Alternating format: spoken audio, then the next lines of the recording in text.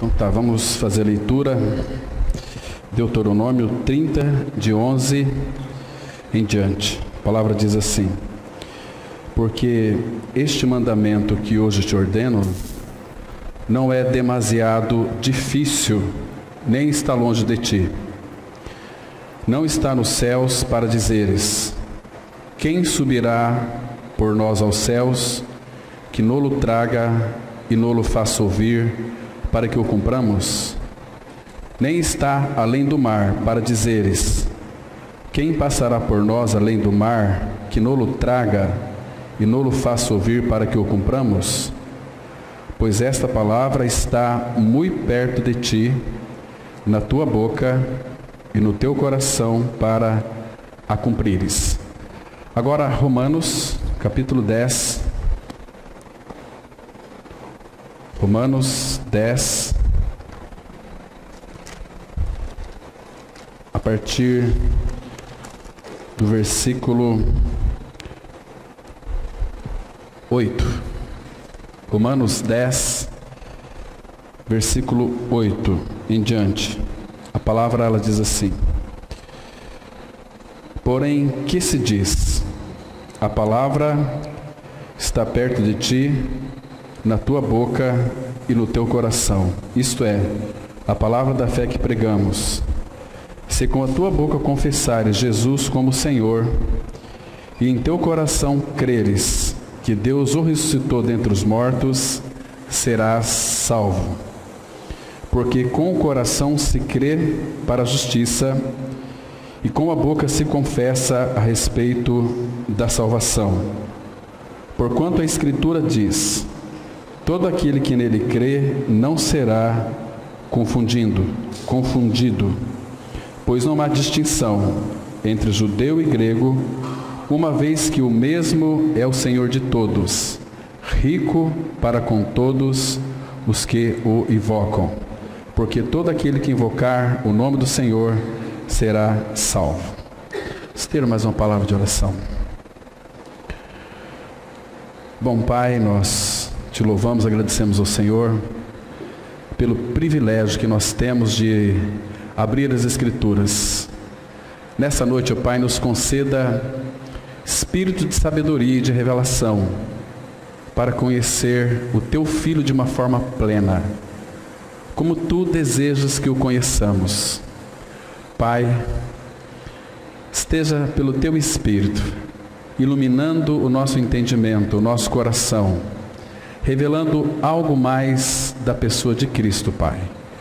Teu desejo é que nós venhamos a crescer nele, avançar nele. Por isso, nessa noite, abra a Tua palavra para nós, abra os céus para nós, permita que as nossas mentes estejam bem concentradas naquilo que vai ser dito. Não permita, Pai, que haja distrações em nosso meio. Aquieta o nosso coração, tira todo o agito interior que muitas vezes há em nós. Com este agito nós não conseguiremos ouvir a Tua voz. Por isso, Pai, fala com cada um de nós, tranquiliza o nosso coração. Confiamos nas Tuas mãos a Tua palavra, estamos na Tua dependência, precisamos de Ti, por isso confiamos a Tua palavra a Ti mesmo. Abençoa esta palavra, Pai. Em nome de Teu amado Filho Jesus que nós oramos. Amém. Irmãos, o apóstolo Paulo, vocês sabem que ele foi um dos grandes expositores no Novo Testamento da palavra. Ele escreveu 13 cartas e todas elas com objetivo, propósitos, no sentido de edificar a vida da igreja, o corpo de Cristo. Agora, irmãos, uma coisa que nos chama muito a atenção é que, Romanos 10, que nós acabamos de ler, é que se nós confessarmos a Jesus e creres com o nosso coração, a palavra fala que nós seremos salvos. Agora, um detalhe que chama muito a nossa atenção é essa palavra aqui, crer com o coração. O que significa então nós crermos com o nosso coração? O coração, ele está relacionado à emoção, à mente, à vontade, aos nossos desejos. Percebe? Então, crer com o coração envolve tudo que há em nós e crer naquilo que ele disse. Hoje nós vamos participar da mesa do Senhor. Uma mesa que não é uma mesa para o mundo. Nós temos um sacerdote que se assentou à destra de Deus. Ele está numa posição elevadíssima, assentado nos lugares celestiais. E nós estamos nele, aqueles que de fato já creram com o seu coração. Entenda uma coisa, irmãos, que o Senhor Jesus Cristo está mostrando para nós, através da sua palavra, revelada pelo Espírito Santo, que nós temos um sumo sacerdote que penetrou os céus e que está sentado à destra do Pai. Agora, o mundo não tem um sumo sacerdote. O Senhor Jesus, naquela linda oração, lá em João 17, ele disse assim: Pai, não rogo pelo mundo, rogo por aqueles que irão crer em mim por intermédio da sua palavra. O mundo não tem um sumo sacerdote, que de fato ele penetrou os céus, está literalmente assentado à destra do Pai. Nessa mesa que é oferecida para a igreja, claro que é um tempo exclusivamente nosso, do povo do Senhor. É um momento tão específico, solene, tão precioso, porque é céus na terra. Então, quando nós participamos dessa mesa, nós estamos participando de toda a realidade espiritual que está na pessoa de Cristo. Ele é a realidade desta mesa. Nós sabemos claramente que esses elementos, eles não, em realidade espiritual, é o corpo e sangue de Cristo, são elementos. Mas quando nós então participamos dessa mesa, e muitos participam, muitas vezes porque é o dia da ceia, e muitos participam em realidade espiritual, que se alimentam do próprio Senhor. Nós não queremos, irmãos, que esses elementos, o pão e o vinho, sejam o corpo e o sangue de Cristo literalmente, porque de fato não é, mas em realidade nós sabemos que é. Então, quem são as pessoas que poderão participar desta mesa? Esta mesa, que é a mesa do Senhor, ela não tem nada a ver com denominação evangélica. É uma mesa que foi colocada neste deserto, porque este mundo é um deserto. E o Senhor colocou esta mesa para os seus filhos e filhas desfrutar. Porque este mundo é um mundo cheio de aflição, é um mundo totalmente sem paz, não reina paz neste mundo, mas nós temos uma paz que é genuína, que é perfeita, que é verdadeira, que é o próprio Senhor Jesus Cristo.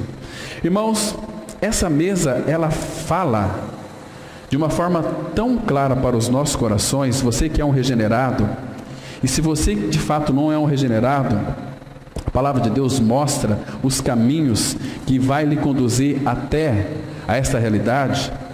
Como expressou Davi, ele confessou ali o seu pecado, ele não pediu perdão para Deus do seu pecado, porque quando nós lemos aqui, se confessares a Jesus como Senhor, claro, aqui a palavra confessar é quando nós concordamos com aquilo que Deus disse na sua palavra. A palavra confessar, ela significa concordar com, entende?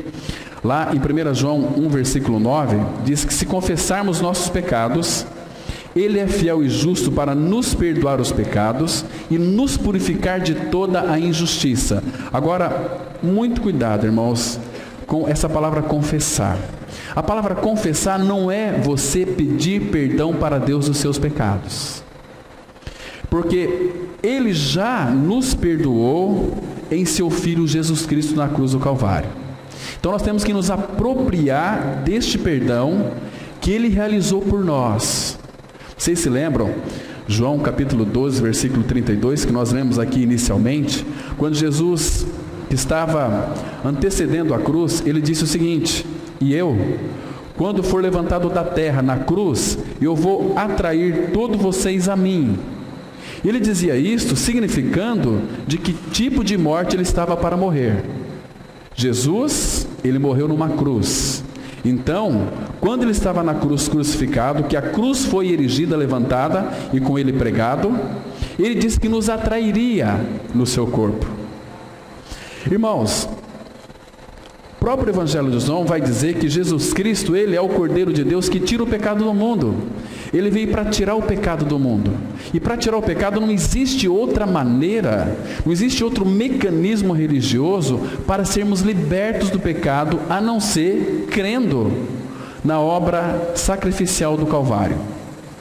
Porque, irmãos, se de fato nós não experimentarmos a nossa morte com Cristo ali na cruz, irmãos, nós nunca seremos de fato filhos e filhas de Deus em Cristo Jesus. Você tem que pensar no seu coração, você tem que crer com o seu coração, que naquela palavra, quando ele disse lá, eu atrairei todos, você e eu precisamos de crer que o nosso nome está ali dentro daquele todos, que aquele todos você faz parte. Porque se nós não crermos que naquele todos que fomos atraídos no corpo de Cristo, se nós não crermos que fomos atraídos ali, nós, irmãos, vamos cada dia mais sermos religiosos. Nós vamos ter uma mente inchada de conhecimento bíblico, mas sem nenhuma realidade. Porque o pecado ainda habita no homem, se ele de fato não creu que morreu com Cristo. Porque a única maneira que o Senhor Jesus vai tirar o nosso pecado é quando nós morremos para o pecado. É na expressão de Romanos 6,8, que nós morremos com Ele, também viveremos com Ele. Ora, se morremos com Cristo, também viveremos com Cristo. Vocês percebem que se você, de fato, não tiver essa experiência real de co-crucificação com Cristo, você simplesmente não é um filho, não é uma filha de Deus. Isso é muito claro, porque, irmãos, a nossa tendência, falamos hoje pela manhã, que as Escrituras ela é suficiente para nós. E a nossa grande dificuldade é crer naquilo que Deus disse na sua palavra. Nós gostamos de introduzir na palavra muitos acessórios. Eu penso dessa forma. Acessórios também eu oro demais para que Deus me salve. Ele nunca vai salvar. A oração não vai salvar ninguém. O que salva é a palavra. Aprove a Deus salvar os que creem pela loucura da pregação. É quando nós estamos lendo em contato com as Escrituras Sagradas que revela que eu e você, nós nascemos com natureza pecaminosa e perversa, nascemos em iniquidade. Lembra o que Davi disse no Salmo 51:5? Eu nasci na iniquidade e em pecado me concebeu minha mãe.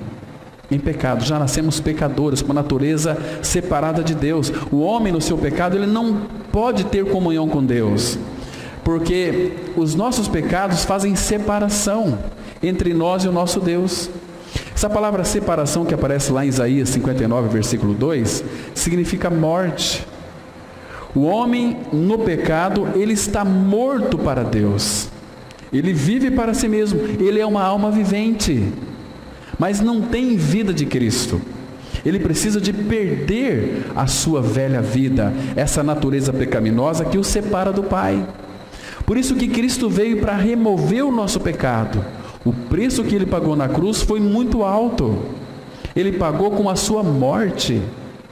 Ele é aquele Filho do Pai inocente que assumiu o teu lugar, que assumiu o meu lugar, para que nós pudéssemos viver pela vida dele. Então lá naquela cruz aconteceu algo extraordinário. Naquela cruz, irmãos, nós morremos com o Senhor. É isso que a Bíblia diz. Tantos textos que nós conhecemos aqui. A palavra, ela diz, por exemplo, lá em Romanos capítulo 6, versículos 6 e 7. Sabendo isto, que o nosso homem velho foi com ele crucificado. Foi com ele crucificado, para que o corpo do pecado seja destruído, e não sirvamos mais ao pecado como escravos. Porquanto aquele que está morto, justificado está do pecado. Hoje à tarde nós estávamos reunidos com jovens, e o Senhor falou muito aos nossos corações. Nós estudamos ali o profeta Jeremias. Nós vimos aqui ontem o filme, muito interessante, e hoje o Senhor falou conosco de uma forma tão clara.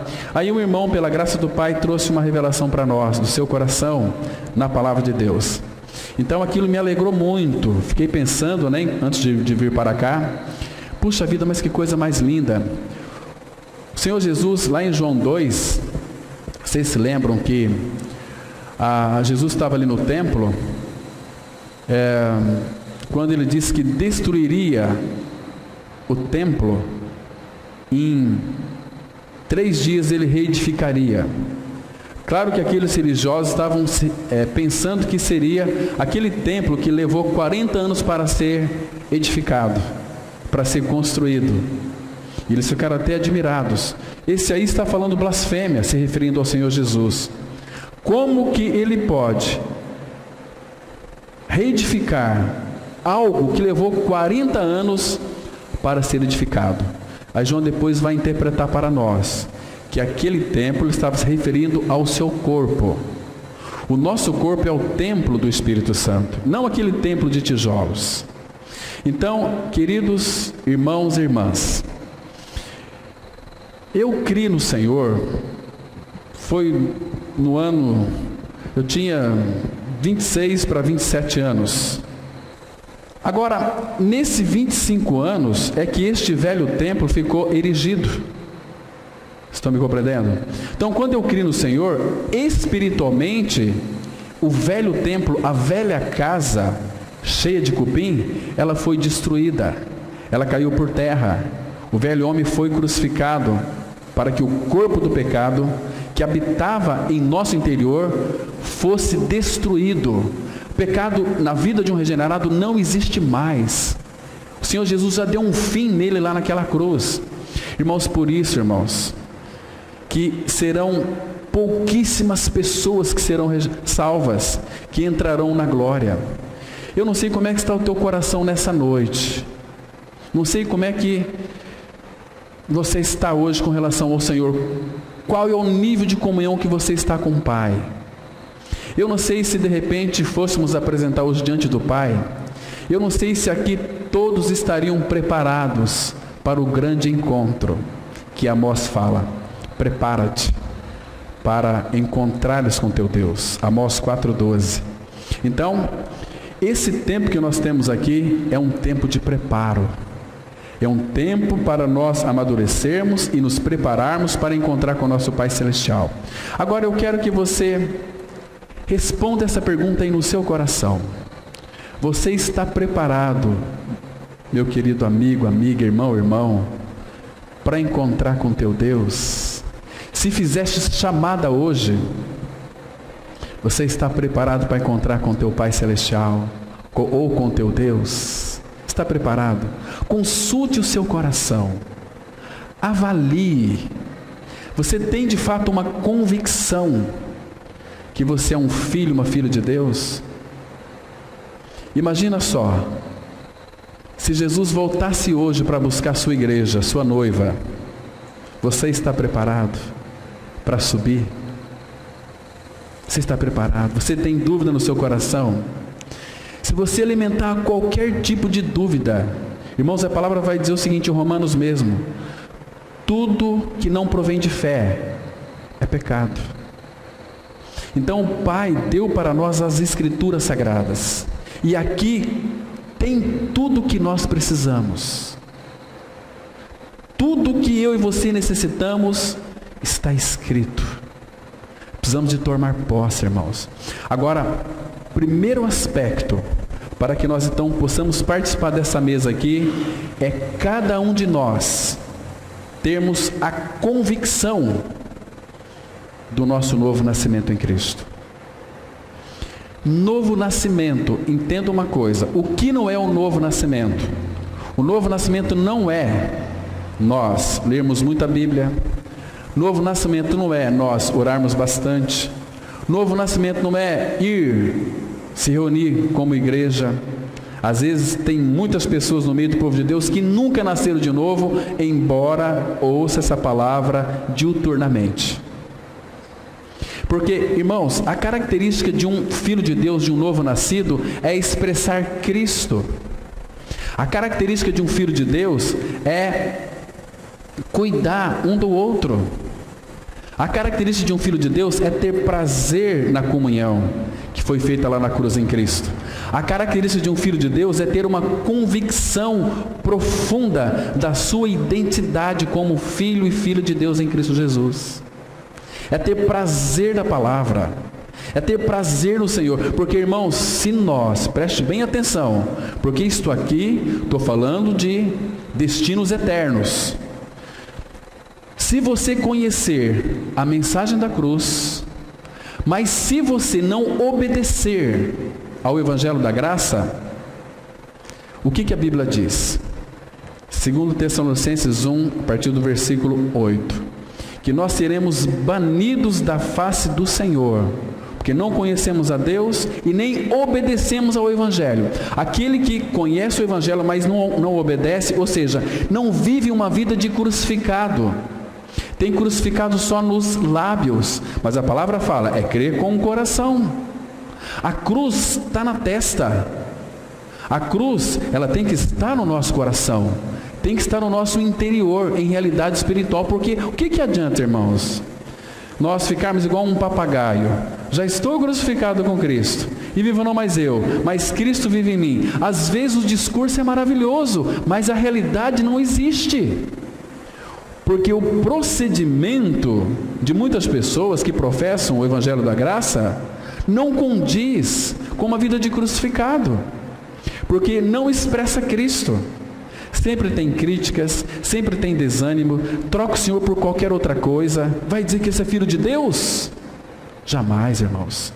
Porque, irmãos, a palavra fala o seguinte, se você ler depois em Atos 2, versículo 46, a palavra fala assim, todos os que creram estavam juntos e eram perseverantes na oração, na comunhão, no partir do pão, nas orações. Eles tinham prazer um no outro, tinham saudade um do outro.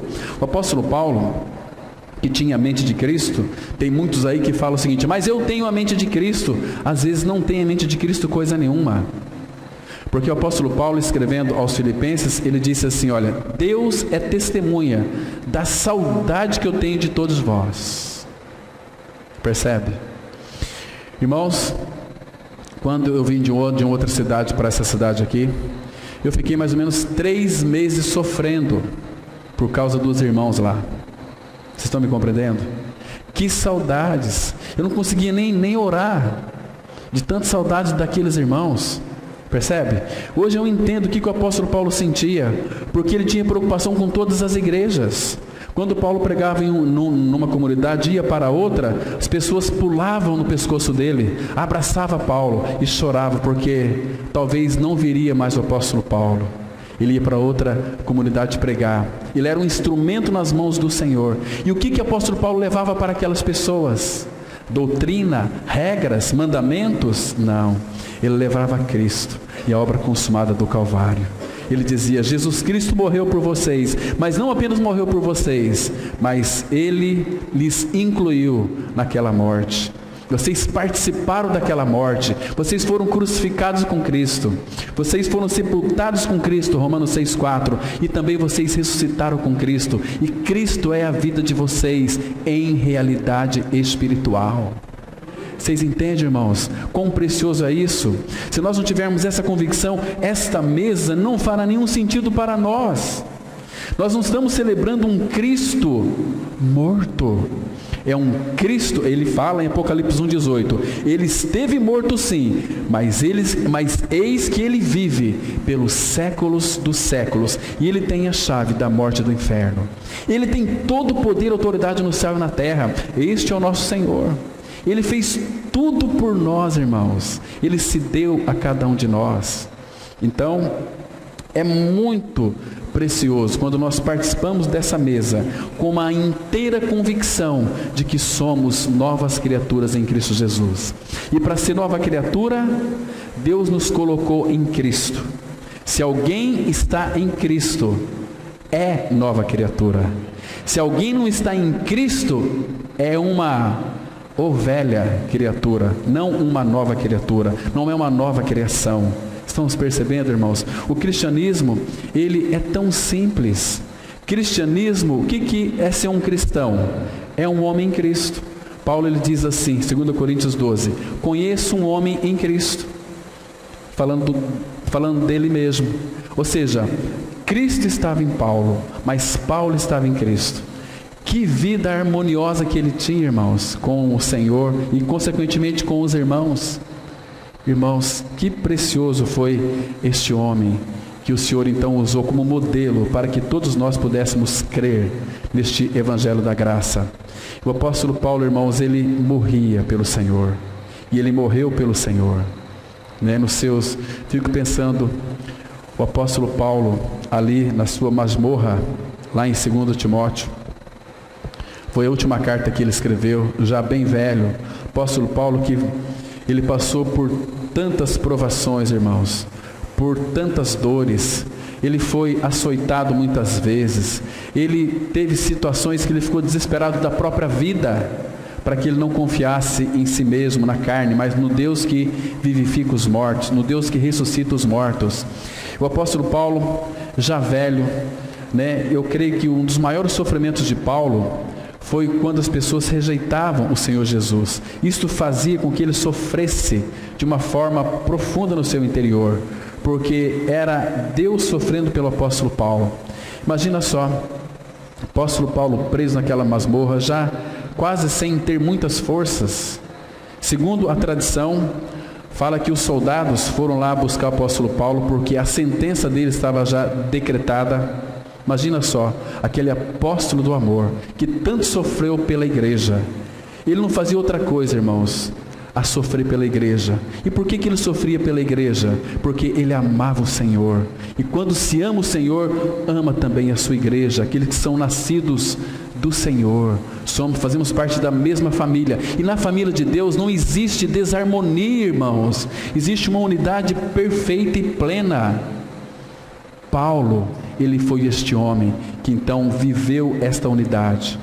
Então foram chamar o apóstolo Paulo naquela masmorra fria, fedorenta, fédida e cheia de lama, e pegaram o apóstolo Paulo e abriram ali aquelas celas e conduziram ele até fora. E aí depois colocaram este grande apóstolo do Senhor naquela guilhotina, apóstolo Paulo. Então o que fizeram? Soltaram a guilhotina, cabeça para um lado e corpo para o outro. E assim morreu o querido apóstolo Paulo. Irmãos, quando o apóstolo Paulo ele diz assim: irmãos, sede meus imitadores, como eu sou de Cristo. Você já parou para pensar o que isso significa? Sede meus imitadores, como eu sou de Cristo. Irmãos, nós estamos muito distante desta realidade. O que significa ser um imitador de Paulo? Sabe o que significa? Abra sua Bíblia em Atos capítulo 20, versículo 24. Se de fato nós almejamos e desejamos ser imitador do apóstolo Paulo, irmãos, nós temos que primeiro sentar e ver o preço. Diz aqui, versículo 24, Atos 20, versículo 24. Olha o que as Escrituras diz aqui.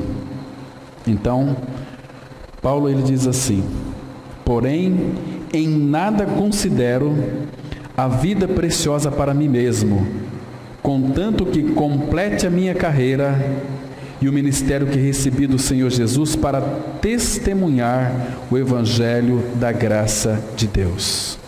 Percebe aqui, ele não considerava, ele não tinha a vida dele preciosa para ele mesmo, mas ele tinha um alvo, tinha uma finalidade. Contanto que complete a minha carreira e o ministério que recebi do Senhor Jesus para testemunhar o Evangelho da graça. Testemunhar do Evangelho é simplesmente isto: eu sou uma testemunha daquilo que Cristo é e fez, e não para aí.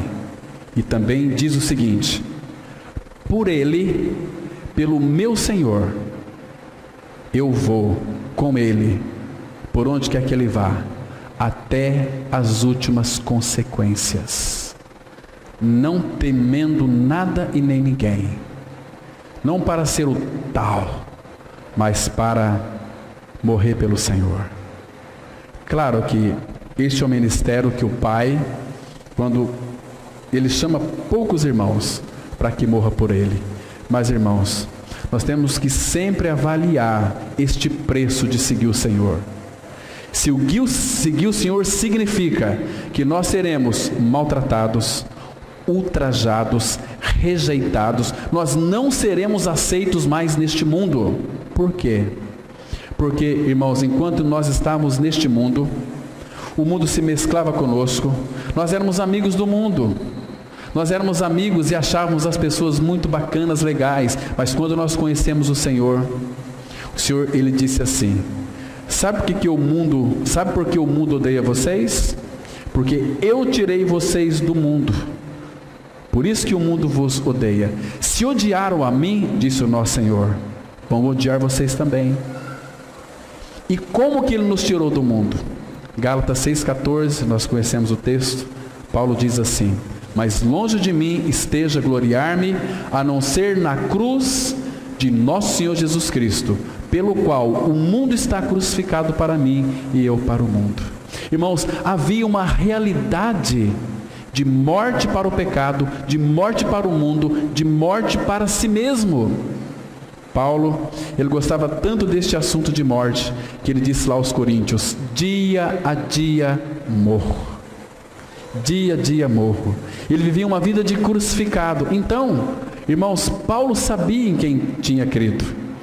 Paulo sabia que brevemente ele iria receber das mãos do próprio Senhor a coroa da glória que o Senhor havia prometido dar a ele, e não apenas a ele, mas a todos quantos amam a sua vinda. Irmãos, sejamos sinceros, nós amamos a vinda do Senhor? Nós desejamos que Ele volte para nos buscar, irmãos? Meus irmãos, a gente está sendo, cada dia que passa, afogado com o mundo. A gente percebe, irmãos, que nestes últimos dias do fim, está havendo uma grande apostasia. Muitos estão apostatando da fé, estão virando as costas para o Senhor, preferem ouvir palavras agradáveis, palavras religiosas, palavras que de fato são inofensivas, palavras que não vai cortar. Por isso que as pessoas hoje, elas não procuram um lugar onde a palavra é pregada, elas procuram um local onde elas se sintam bem. E o diabo quer que você encontre um local onde você se sinta bem. Mas Deus, Ele tem uma palavra para nós, que a palavra, quando ela é ministrada, aparentemente ela nunca é a nosso favor, ela é sempre contra nós, porque o problema é nós. Por que Jeremias foi espancado, foi amarrado, foi lançado na cisterna, sofreu? Mas Jeremias se firmou em uma palavra. Jeremias se firmou naquela palavra dizendo o seguinte: olha, Deus disse para ele: por onde quer que você for, eu vou contigo, e nenhum dos teus inimigos lançará mão de ti. Jeremias teve aquela palavra, ele sabia, porque o Senhor era com ele, ele creu, então ele pôde pronunciar diante do rei, diante daqueles que eram religiosos. Ele pronunciou palavras duras ali. Que é isso? Vocês matam, vocês furtam, vocês adulteram? E se chega diante desse templo dizendo: templo do Senhor, templo do Senhor, templo do Senhor é este, a sentença de Deus cairá sobre a vida de vocês. Deus vai levar vocês cativo para a Babilônia. E foi isso que aconteceu, irmãos, porque quando nós resistimos ao Senhor, quando somos desobedientes ao Senhor, a espada vai atravessar o nosso coração, a morte, separação do Senhor. Por isso que preste atenção, nunca se esqueça disso. Por que existem tantas pessoas hoje angustiadas, e a angústia gera nelas depressão? Porque estão distantes do Senhor. Cristo é a nossa paz. A nossa verdadeira paz é uma paz sem fim. Estão me entendendo? Então, quando nós nos afastamos do Senhor, significa que nós estamos colocando as coisas do mundo, pessoas, diversões, no lugar de Cristo. Então isto vai nos amargurar, isso vai nos entristecer, separação do Senhor. Estamos deixando o Senhor. Jeremias disse assim, escrevendo, profetizando para aqueles lá da sua época: 2 males cometeu o meu povo, a mim me deixaram a fonte de águas vivas e cavaram para si cisternas rotas que não retêm água. Me deixaram a mim a fonte. E ele diz o seguinte no versículo 19 do capítulo 2: olha, quão angustiante é deixar o Senhor. Quão angustiante é. Você não tem equilíbrio emocional mais. Você vive uma vida de dependência de circunstâncias, de expectativas, mas não de esperança. Por isso que a esperança do ímpio fenecerá. Ela vai morrer, porque ele não tem esperança. A esperança é nas coisas visíveis deste mundo. Irmãos, nós não temos mais nada a ver com este mundo. Nós não temos mais nada a ver com Satanás. Quando o Senhor Jesus disse lá em João 14: aí vem o príncipe deste mundo, e ele nada tem em mim. Irmão, será que o diabo tem alguma coisa em nós que ele possa nos prender ainda? Aquele povo na época de Jeremias que achavam que era um povo livre, Jeremias disse para eles: vocês são cativos já há muito tempo. Vocês estão presos em amarras invisíveis, amarras do orgulho. Vocês estão querendo arrumar uma maneira de se dar bem na vida, mas vocês não podem esquecer dele. Irmãos, interessante que, se você ler com bastante cuidado o profeta Jeremias, você vai perceber também que tudo aquilo que se interpõe no caminho do Senhor, ele vai remover. Jeremias, ele gostava de uma moça chamada Judite. Leia depois Jeremias, você vai entender toda a história. Ele gostava de uma moça chamada Judite. E Judite também ficou totalmente apaixonada por Jeremias. Eles eram apaixonados um pelo outro. Aí Deus chama Jeremias.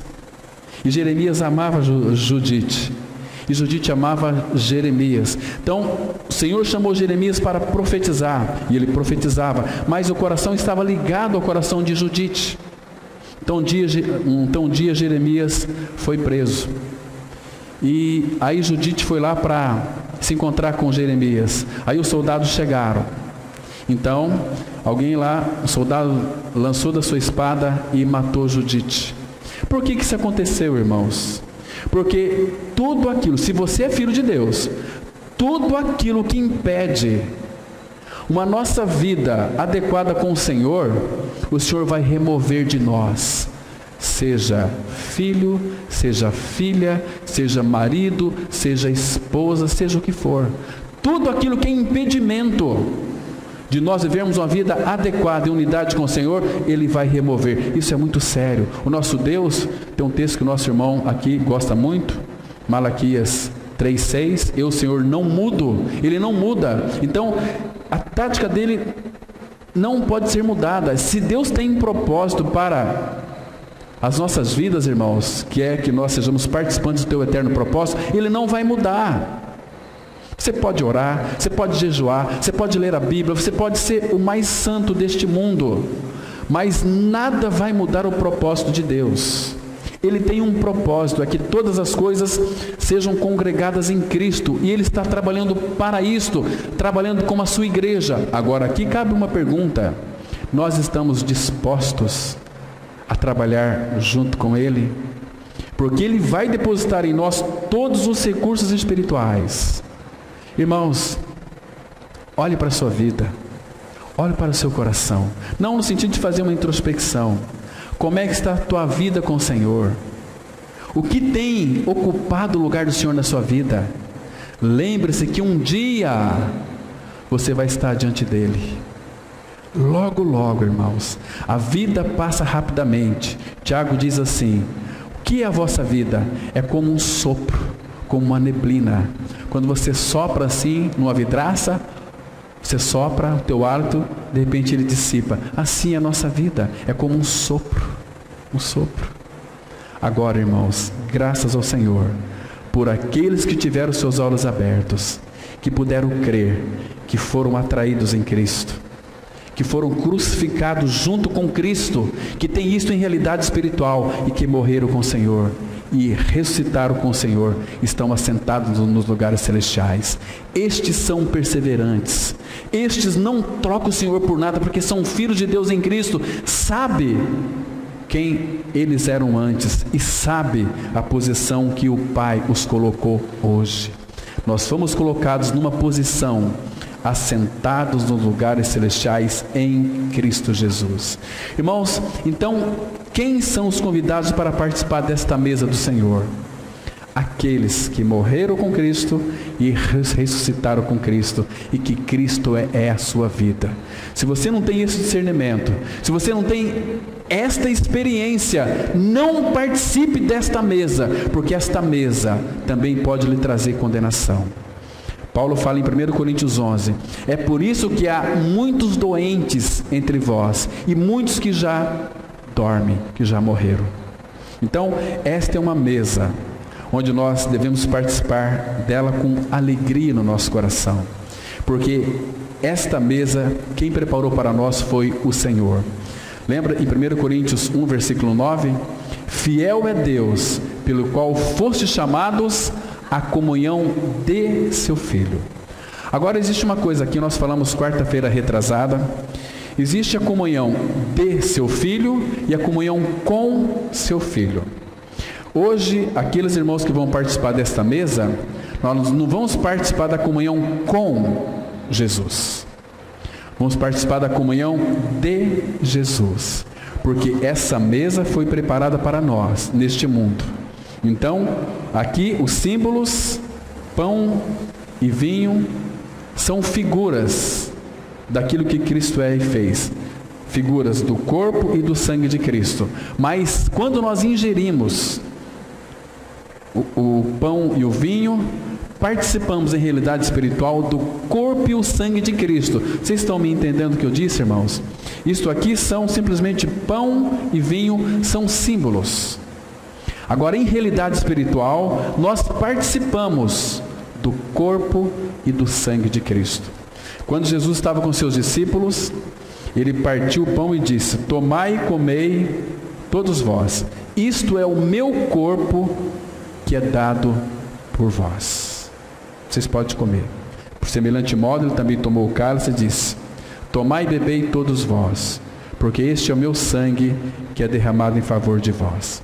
Então, nós vamos participar da comunhão de Cristo, porque a igreja se volta para a mesa e a igreja se voltando para Cristo. Esta mesa, irmãos, não é um ritualismo evangélico. Esta mesa está concentrado, existe nela toda a realidade daquilo que Cristo é. Ele é o Senhor da glória. Deus o fez Senhor e Cristo para o desfrute da igreja. Irmãos, quão triste é saber que muitos ainda não têm desfrutado de Cristo. Têm desfrutado de outras coisas que não levam absolutamente nada. Mas a igreja de Cristo, que foi comprada por um alto preço, pode desfrutar desta mesa que Ele preparou para nós. Fiel é Deus, pelo qual fostes chamados à comunhão de seu Filho. Então nós vamos participar de Cristo. Consulte seu coração. Vamos ter uma palavra de oração. Nós vamos orar nesse momento, consagrando os elementos, pão e vinho, pedindo ao Pai que verdadeiramente abra os nossos olhos, para que então, guiados pelo Espírito Santo, possamos participar da mesa do Senhor, do corpo e do sangue de Cristo em realidade espiritual. Vamos orar. Pai Santo, estamos diante de toda a realidade da Tua mesa. Fala aos nossos corações, Pai.